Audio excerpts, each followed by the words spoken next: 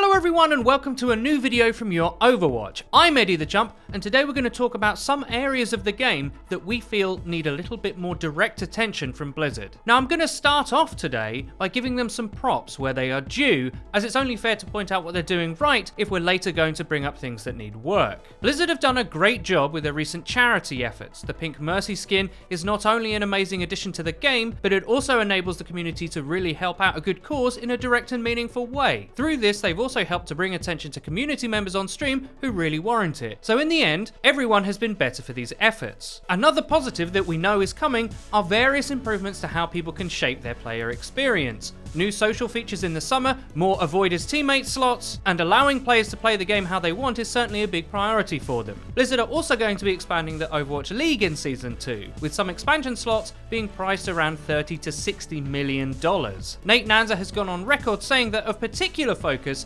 is getting more teams with a European and Asian fan base, so that means that fans in Germany, Spain and France might have a team of their own to cheer for soon too. Australia is also on the table, as are the Asian markets. This is an overall net positive for fans around the world, as the league at the moment does definitely have a North American flavour. All of this is great news, and we can't wait to see how these various strands develop moving forward. On the other side of that coin, however, there are things about the state of the game that concern us a little bit. One of those is that the game might be becoming too easy in certain ways. Now hold on, pitchforks down. Overwatch is still a very hard game. Loads of heroes and skill sets to learn and apply. It has challenge aplenty for sure. But there is an aspect of the game that illustrates a larger trend. To use Brigitte as a current example, some heroes and synergies are A, very strong, and B, relatively simple to pull off. And the problem comes when those easier strats become so powerful they take over the game in comparison to harder alternatives. It might be factually possible to use skill heroes to counter a Brigitte comp brawling onto any objective, but the latter is so easy nobody wants to bother, so they just mirror it. This is compounded by the fact that the way a lot of us engage with the game in solo queue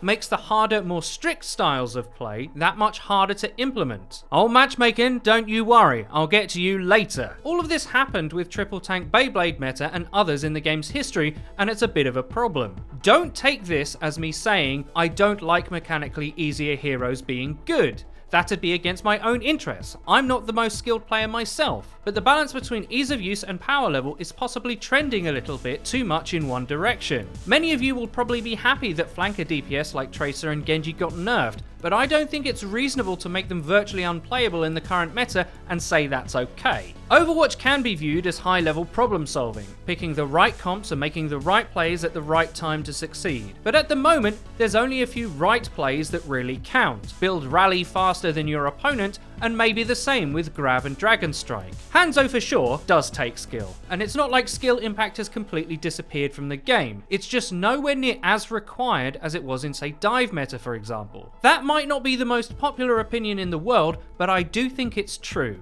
I for one want Hero 28 to be a skill hero of some kind. It's been a while since we got a truly mechanically demanding one. Now if we return to the Overwatch League for a moment, there are definitely things that need more attention. One of the biggest is player disconnect with how the game is played at the pro level compared with the matches that we all play in on public servers. It will have escaped nobody how deflating the news that the new Hanzo won't be in Stage 4 has been. Having been virtually confirmed by Seagull and Sideshow, the new Hanzo, a very exciting and dominant hero in Ranked Season 10, will very likely not be appearing in the next stage of matches, despite him being moved to live before the stage has even begun. An unnerfed version of Brigitte will be there, but not one of her best counters. This specific example illustrates a larger point. By delaying patches for the pros, they're making the top level of the game even less similar to the game we all play. It is already somewhat distant because of the level of organisation and team play, but in cases like these, they actually aren't playing the same game at all. Players use pro play to learn from, to use as a teaching tool, but that is rendered virtually useless when what they're watching on the Overwatch League no longer applies to the patch that they're on.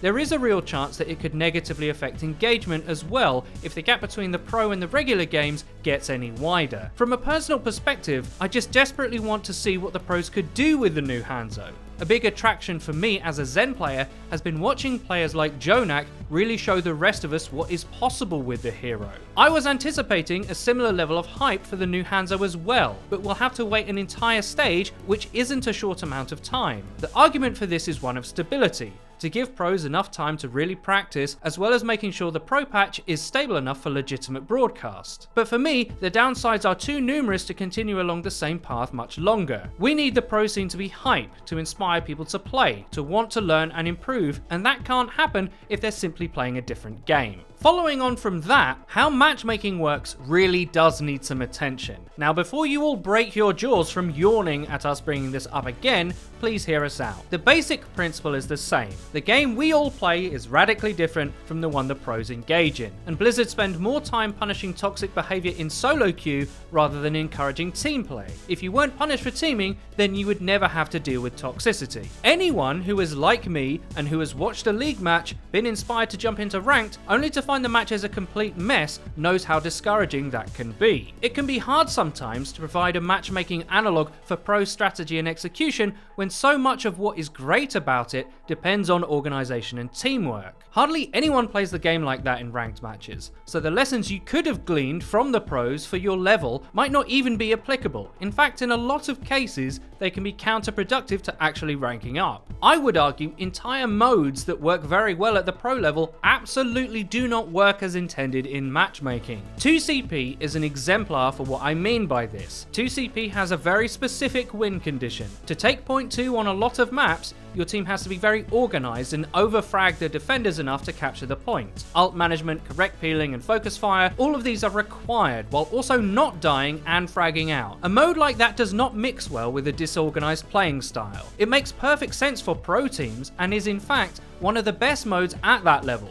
But in matchmaking, it's become a bit of a meme. The answers seem fairly simple to these problems. Either allow people to organise and play in groups to try and emulate the pros without punishing them, or allow people to shape their play experience by avoiding maps and modes that don't really work if team play is a bit sketchy. I would bite my own hand off for a map veto option before a game starts. I genuinely feel that if players didn't have to play whatever map the game threw at them and instead got a chance to vote, everyone would be a lot happier. I sincerely hope this is one of the new social options coming over the summer. Please Jeff, map veto for Eddie. Now, you'll have to let me know what you guys think about all this in the comments below. I do expect some of what I've said to be a little bit divisive, so I'll be very interested to read what you guys have to say. I really do hope you enjoyed the video. If you did, please don't forget to leave a rating. If you never want to miss another video of ours again, please click the bell icon next to the subscribe button on our channel to join the notification squad. You'll be in great company. And finally, please follow the Your Overwatch Twitter. It's where you can find updates about new videos and other cool stuff. I've been Eddie the Chump, and until next time.